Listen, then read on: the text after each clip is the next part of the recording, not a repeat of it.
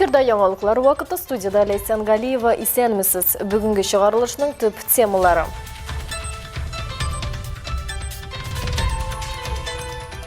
Жаяулык отнашында 800 халакет. Котышкыш статистика юлларда куркынычсызлык турында уйланырга мәҗбүр итә.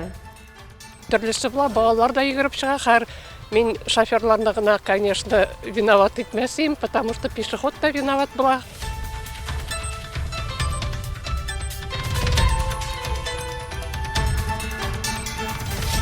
Он бер ел буена кул эшләрен җыеп, йөрәктән йөрәккә бәйгесе өлкәннәр һәм балаларның яңа сәләтләрен ача. И из других даже районов и городов приезжают. Каждый год у нас круг участников расширяется.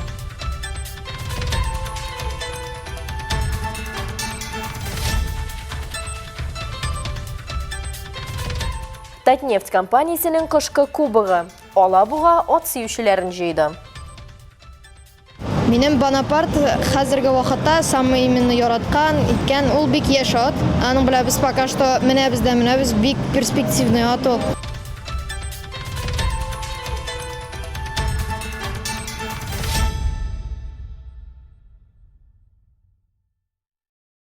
Ниһаять, кышта үз хакимлегенә кермәкче. Кичә кич ява башлаган кар бүген дөньяны аклыгы белән куандырды. Шулай да тансык явым төшем үз борчулары белән килә. Бу юлларда бозлавы хасил булу шуңа бәйле куркыныч арту дигән сүздә. Димәк, юл хезмәтләренең кайнар сезоны рәхимит.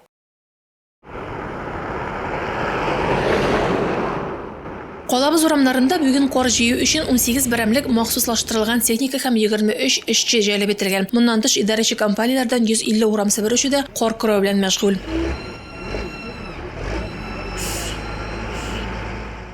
На сегодняшний день вышли 18 единиц спецтехники и 23 рабочих на... Бүген 18 берәмлек техника эшли бозлауга каршы эшкәртү материалларын да җитәрлек күләмдә әзерләдек. Шулай булгач, кышка тулысынча әзербез дип әйтә алам.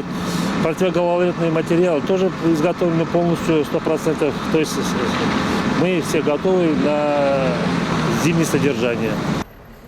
Техниканың әзерлеге 100% тәшкил итә дип җаваплылар. Кичә инде Әлмәт шәһәре автомобиль юллары идарәсе коллективы урам юл челтәрен бозлауга каршы материаллар белән эшкәртте. Бүген иртән үк төп урамнарны чистарту башланды. Бу беренче чиратта юлларда бозлау хасил булу ихтималы булу эшләрен, җәяүле кешеләре, баскычлар булган урыннар һәм социаль өлкә учреждениеләренә илтү юллары.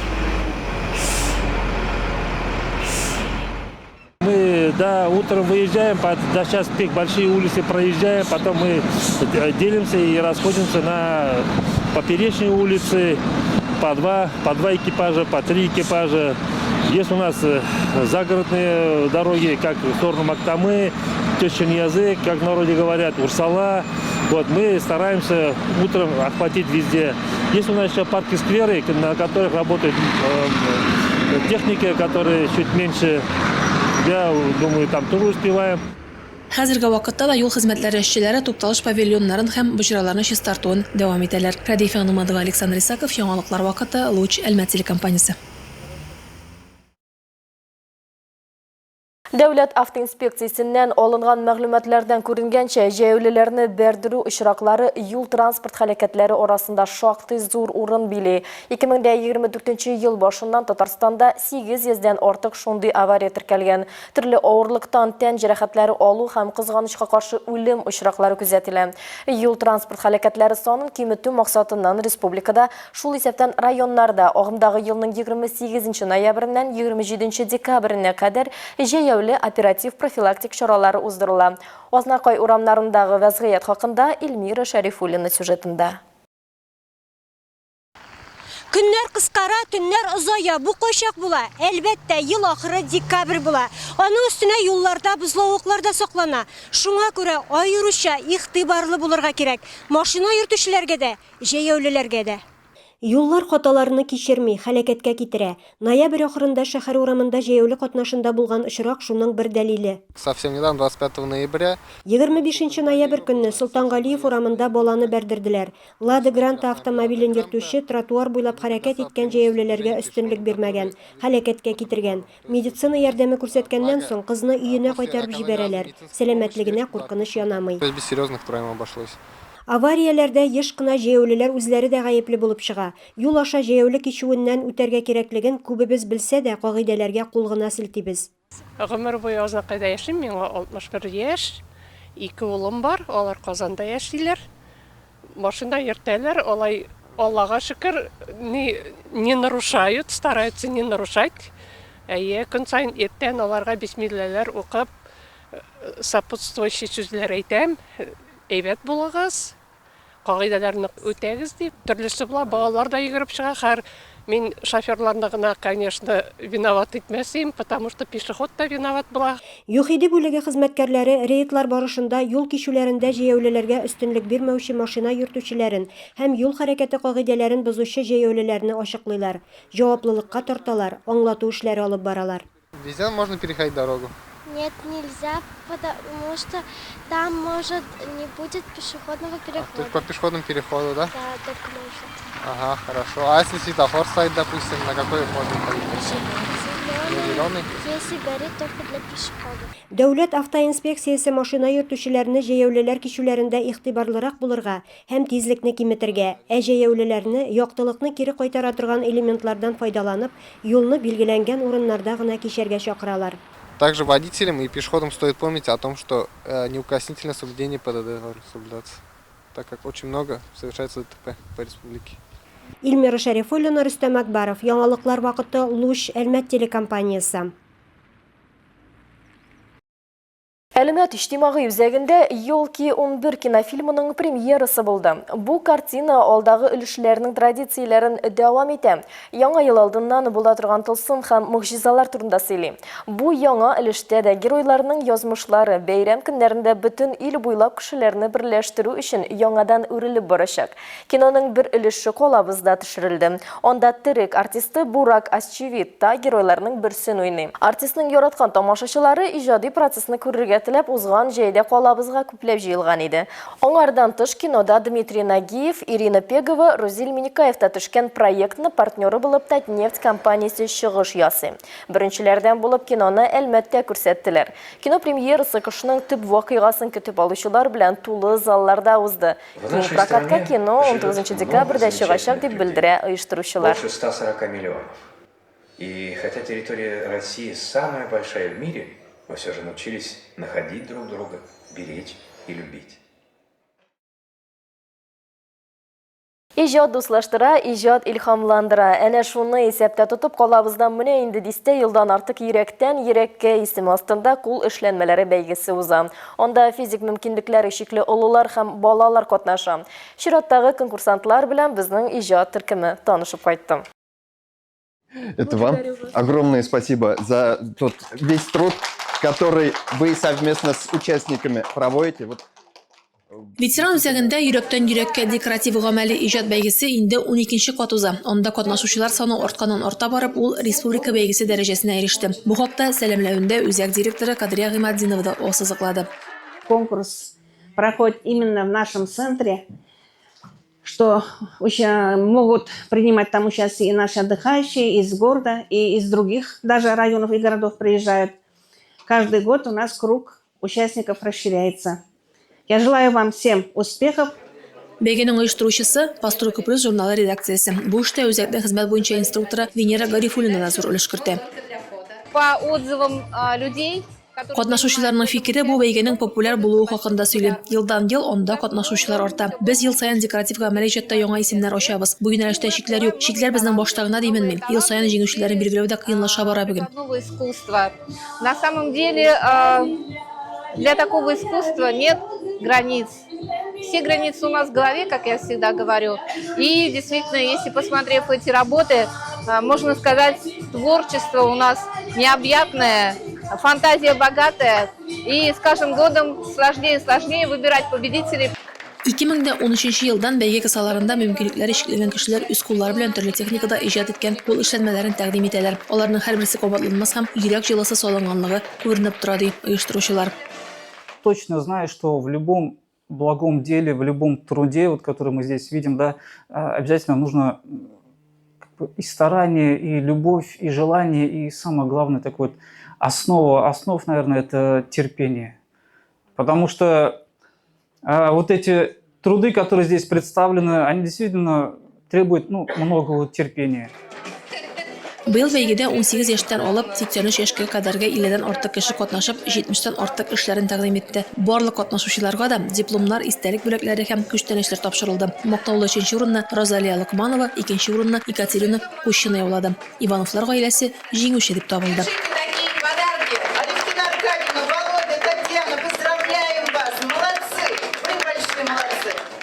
Радифа Нугманова, Рамил Базардилов, яңалыклар вакыты, Луч Әлмәт телекомпаниясе. Özlemegiz, gümüş bol özlemegiz, mümkün tügel manan buluva.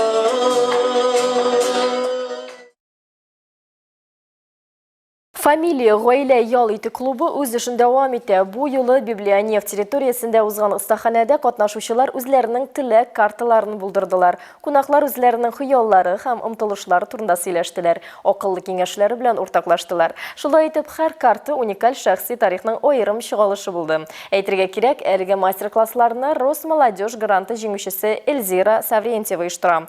Киләсе очрашу 21 декабрьгә планлаштырылган.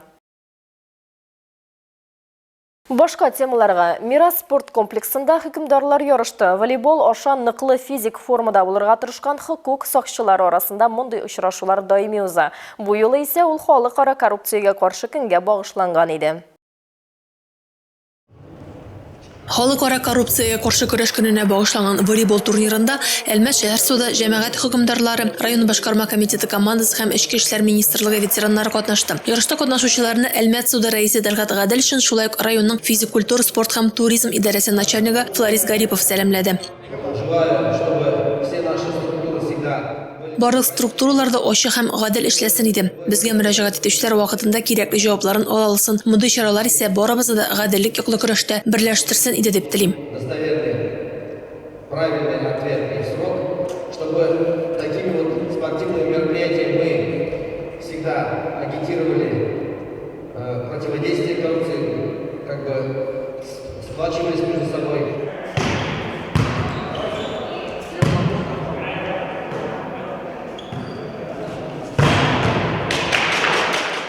Бу турнир гаделлекне пропагандауларга юнәлдерелгән мөһим чара дип ассызыклады үз чыгышында шәһәр суды рәисе Дәлгат Гаделшин. Безнең җәмгыятьтә коррупциягә каршы көрәш актуаль бурыч булып санала. Мондый чаралар законсыз гамәлләргә карата түземсез мөнәсәбәт формалаштыруга ярдәм итә.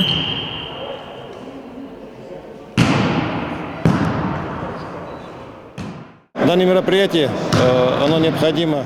Чара җәмгыятебез өчен мөһим. Бу коррупциягә каршы хокук сакчылары гына көрәшми, аны җәмгыятьтә дәваларга тиешле авыру дип кабул итүне ассызыклау өчен мөһим бу. И общество не принимает коррупцию как болезнь в современном обществе. Коррупция дөньяның күп илләрендә аларның социаль-икътисади үсеш дәрәҗәсенә карамастан көнүзәк проблема булып санала. Шуны кабат ассызыклау өчен календарь битләрендә бу дата барлыкка килә һәм рәсми рәвештә менә инде 20 ел билгеләп үтелә. Радифа Нугманова, Александр Исаков, яңалыклар вакыты, Луч Әлмәт телекомпаниясе.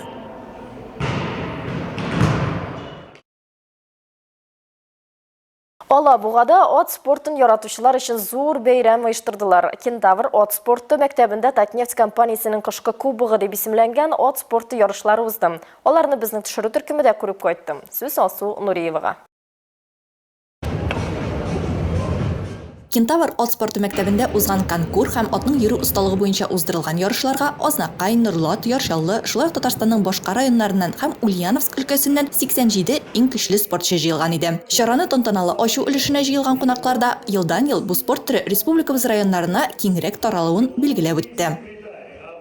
Миссия компании «Татнефть» мы создаем энергию жизни и новые решения для устойчивого будущего. Я вижу вот здесь, на самом деле, яркие представители того, кто это устойчивое будущее будет создавать вместе с компанией. Музыкаль чыгышлардан соң конкурс ярышларына старт бирелде. Ул төрле каршылыкларны кичүдән торган 6 маршруттан гыйбарәт. Җайдаклар арасында ярыш тәмен беренче генә татучылар да, тәҗрибәлеләр дә шактый. Байлар сабасының килгән Ояз Кириллов та әнә шундыйлардан. 4 ел эчендә төрле атларда йөрдем, ләкин иң яратканнары икәү генә ди ул. Менә минеке беренчесе Атаман, икенчесе Бонапартия. Тагын минем бик күп атлар эшләргә, но аларда уже сикермим инде мин. Да минем Бонапарт хәзерге вакытта самый именно яраткан иткән, ул бик яшь ат. Аның белән без пока что менәбез бик перспективный ат ул. Сикерәбез без аның белән на упражнениях по 125 сантиметр. Атаманда уже маршрутлар 120 сикерәйек. 4 көн дәвамында катнашчылар 2 дисциплина буенча беренчелек өчен көрәште. Аеруча мавыктыргычы 120 см бийеклектәге каршылыкны атта сикереп чыгу. Дисциплиналар конкур һәм выездка. Бүген конкур көне, бүген иртәгә. Выездка үтте безнең алдагы 2 көндән. Бүген без күрәбез балалар Татарстанның бик күп районларыннан, үзебезнең Татнефть коноспортивный школаларыннан.